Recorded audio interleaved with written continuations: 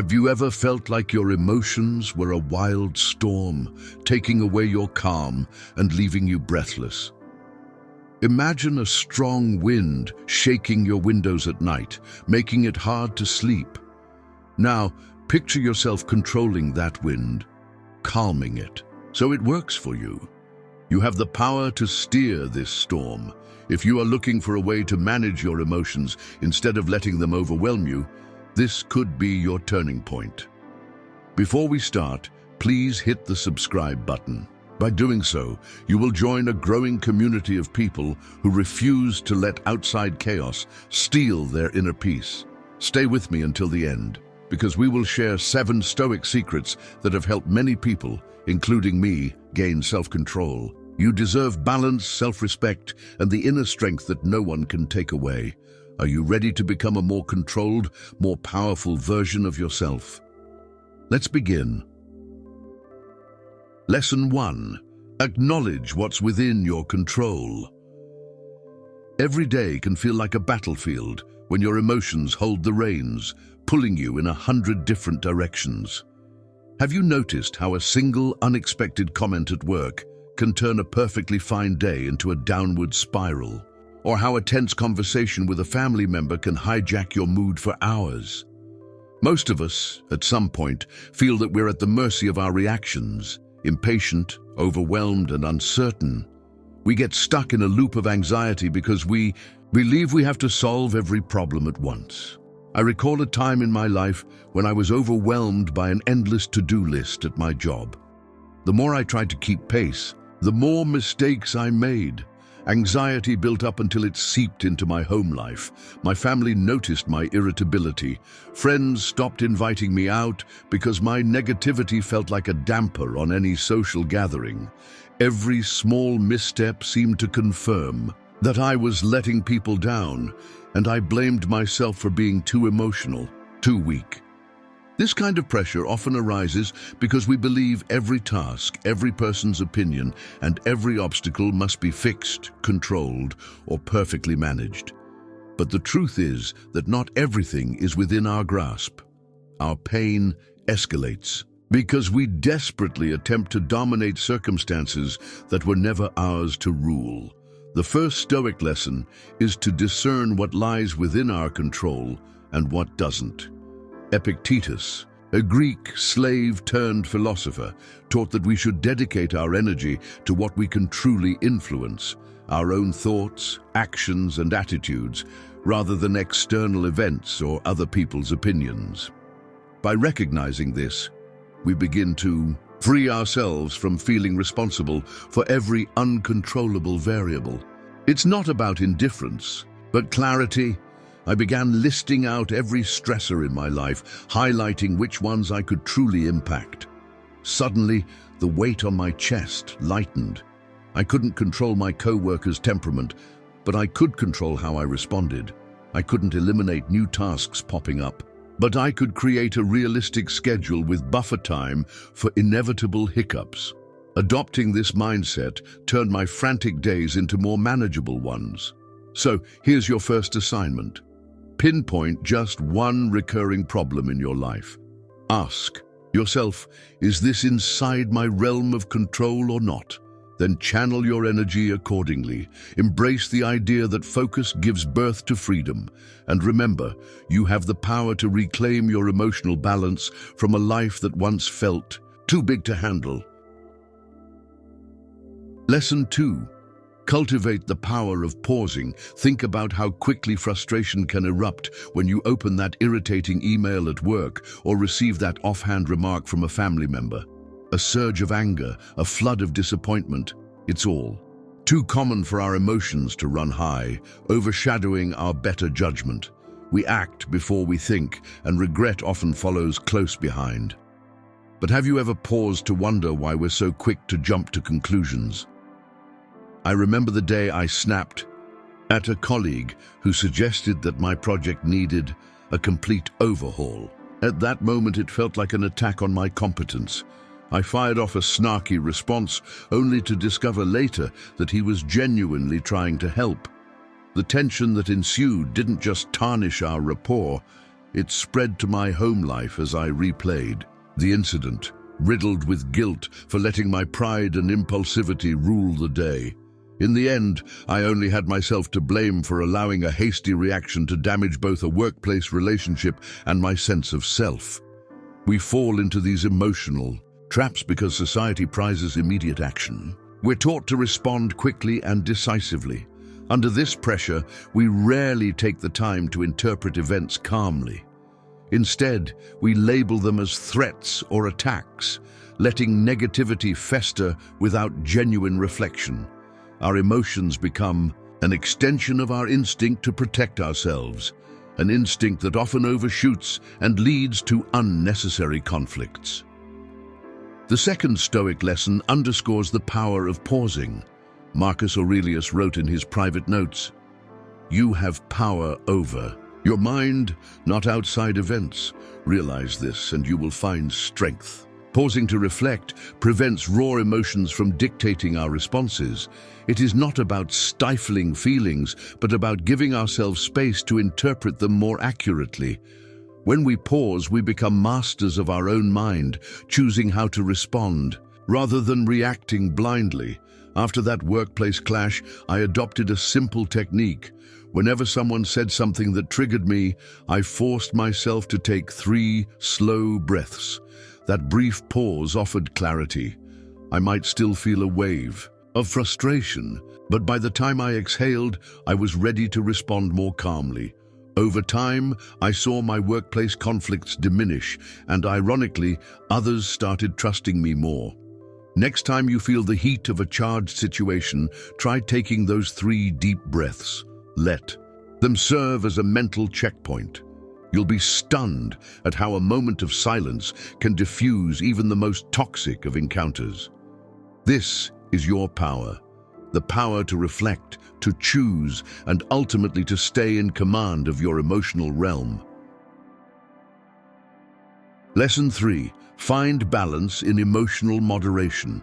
Many of us live on an emotional roller coaster where intense highs and lows dictate how we experience daily life. While it's natural to feel deeply, chaos ensues when emotions completely overshadow reason. Have you ever caught yourself dwelling on a single negative comment from a friend, replaying it in your mind until it morphs into something monstrous? I used to spiral whenever someone pointed out a flaw in my work ethic. A supervisor once told me I lacked follow-through. Rather than using that remark as constructive criticism, I sank into a funk of self-pity, convinced I was incompetent. I didn't meet deadlines, I avoided tasks, and guess what? My performance actually suffered. My self-fulfilling prophecy tore down my confidence, and I couldn't blame anyone but myself. I turned a small critique into a giant personal failure. These emotional breakdowns happen because we conflate our feelings with our identity. We think, if I feel hurt, it must mean I am hurt, or worse, I am worthless. Our mind magnifies the negativity, and we overlook the balanced approach of asking, is this really true, or am I letting my emotions spin the story?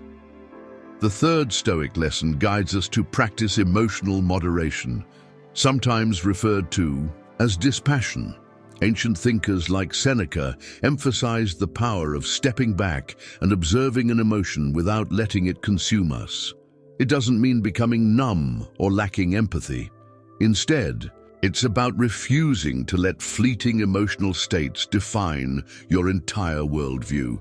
You learn to feel your feelings while keeping them in perspective, reminding yourself that they're transient visitors, not permanent residents. Eventually, I started journaling my negative thoughts. Seeing them on paper gave me a layer of distance, helping me realize how overblown my worries had become. I learned to rewrite the narrative. My supervisor's critique wasn't a decree of my worth. It was a spotlight on a skill I could improve. Over time, my performance reviews improved, and I felt genuinely calmer. This new approach gave me mental breathing room, something I now cherish more than ever. If your emotions often feel like a tidal wave, start by catching that wave before it crashes. Write down what you're feeling, Confront those fears or criticisms head-on. Refuse to let them define who you are. The moment you see your emotions as passing clouds rather than permanent storms, you'll reclaim your mind's clear sky. Lesson 4. Will this matter in 5 years? Here's a common scenario. You're stuck in rush hour traffic, inching forward while the clock ticks relentlessly. Rage wells up inside you.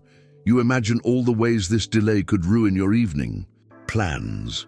Every horn that blares amplifies your stress. Similar moments strike us all, moments where we blow inconveniences out of proportion, as if these setbacks define our entire day. I vividly recall a Thanksgiving visit to see relatives. The flight got delayed, leaving me stranded in the airport. My frustration soared.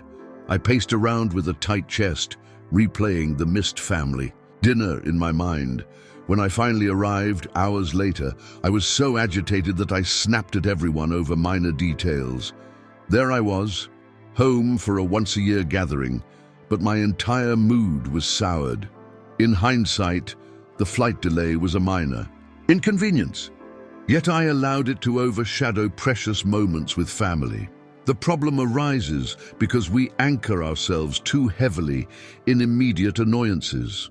We rarely ask the bigger question: will this moment truly matter in the grand narrative of my life? When we fail to put these small disasters into perspective, we risk letting them shape our emotional tapestry in a way that robs us of joy and growth.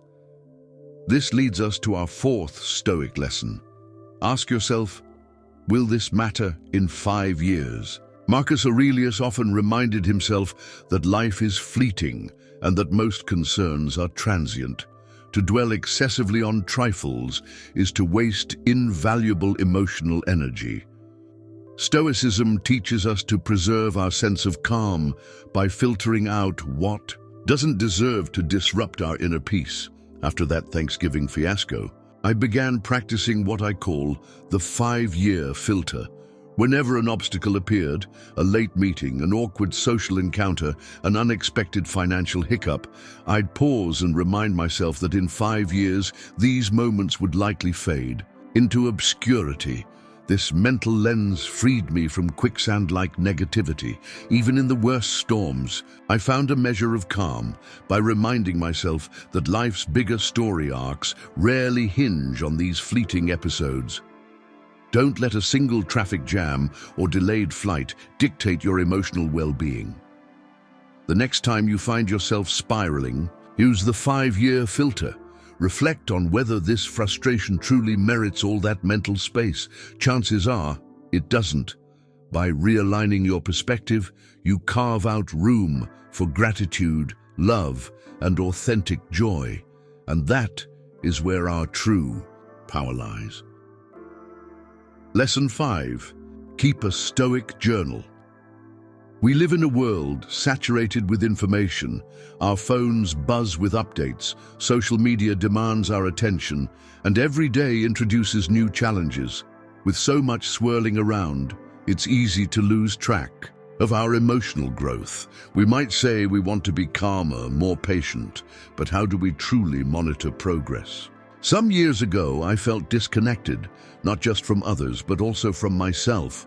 My reactions were all over the place. Tears when confronted with stress at work, simmering resentment during family gatherings, and silent fury directed at people who got under my skin.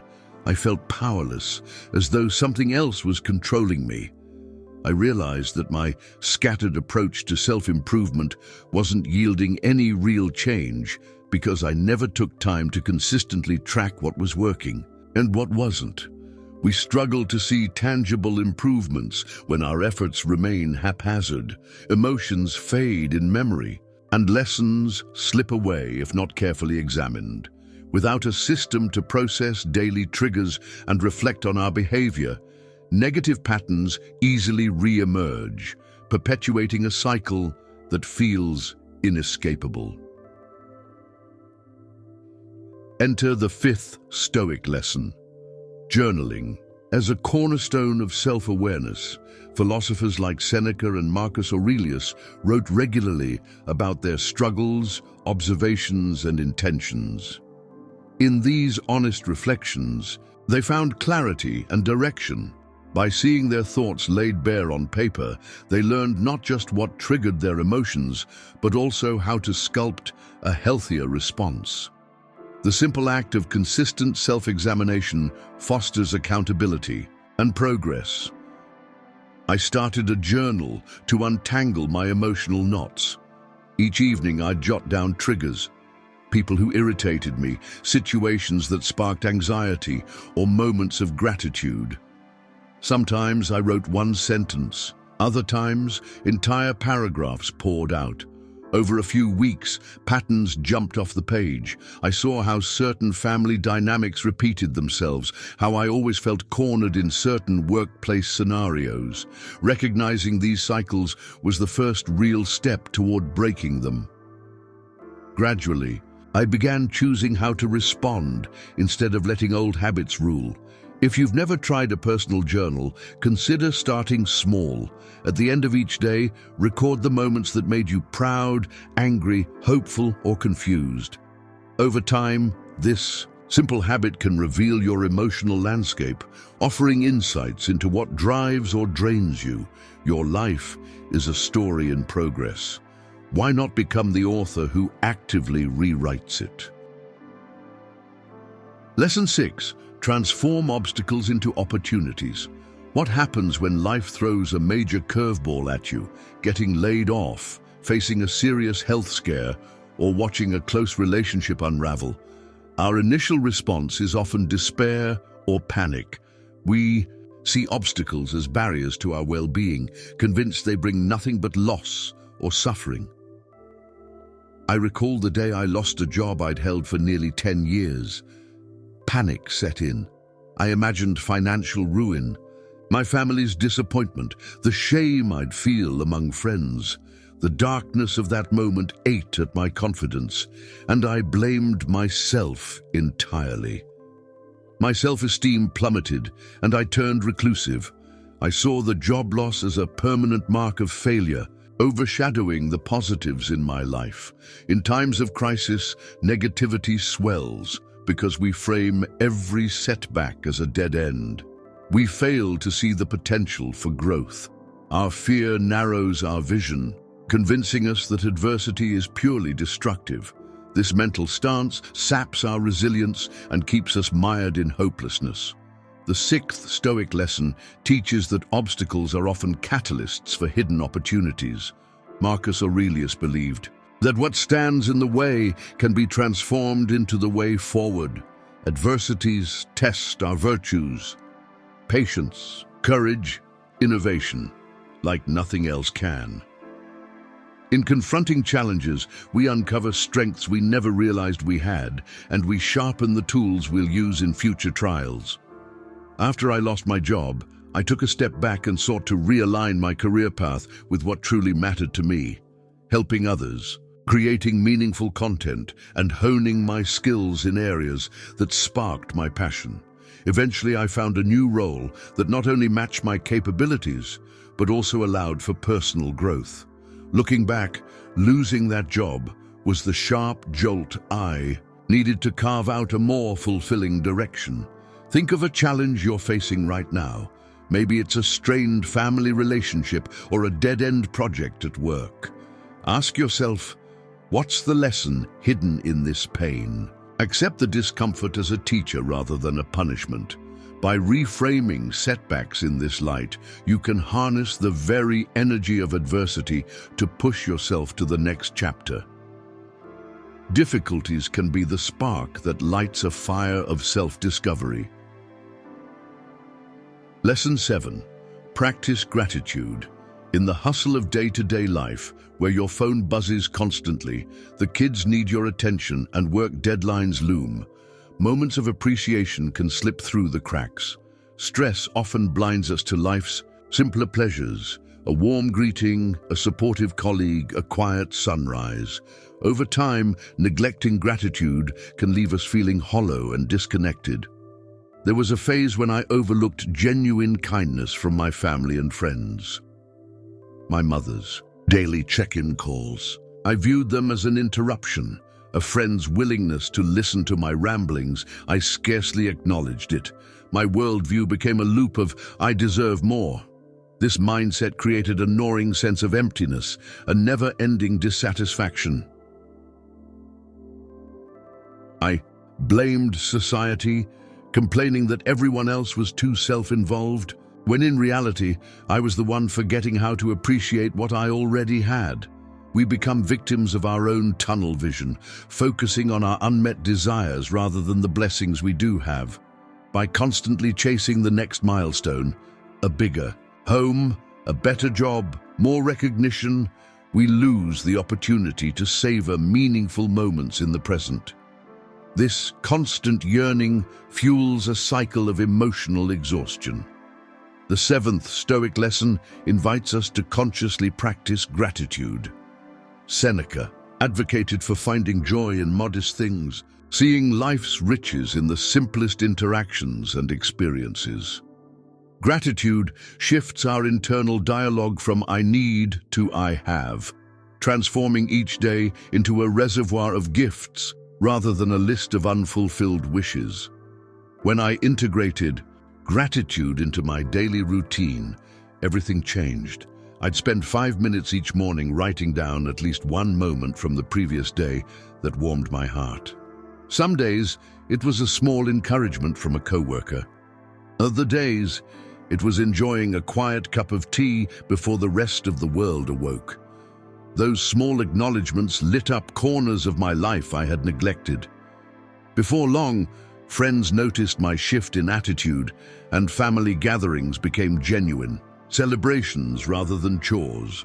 Starting today, consider carving out a few moments to count your blessings. Write them down, speak them aloud, whatever resonates with you. The key is consistency. You'll soon find that gratitude is a potent shield against negativity and a pathway to recognizing the quiet, steady stream of goodness flowing through your life. Congratulations on making it this far in our exploration of these 7 Stoic lessons.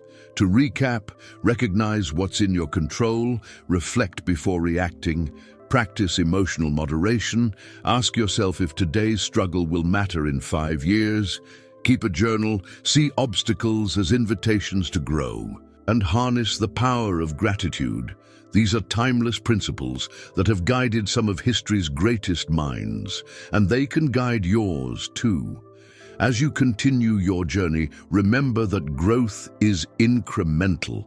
You won't wake up tomorrow a brand new person, but you will wake up with fresh insights and a deeper commitment to mastering your inner world. Each day offers a new chance to refine your response to whatever life throws your way, be it a workplace argument, a heated family conversation, or an unexpected personal challenge. If you found value here, make sure you're subscribed for more deep dives into unlocking our fullest potential, and share these lessons with those you care about. Together, we strengthen each other's resolve. Above all, know this: your emotions are powerful, but so is your ability to direct them. Armed with ancient wisdom, you can cultivate the self-control and fortitude to face any storm that comes your way. Thank you for watching and for being part of this unfolding dialogue on living with greater clarity and courage. Stay reflective, stay resolute, and let's keep striving for a life guided by calm determination and unwavering self-respect.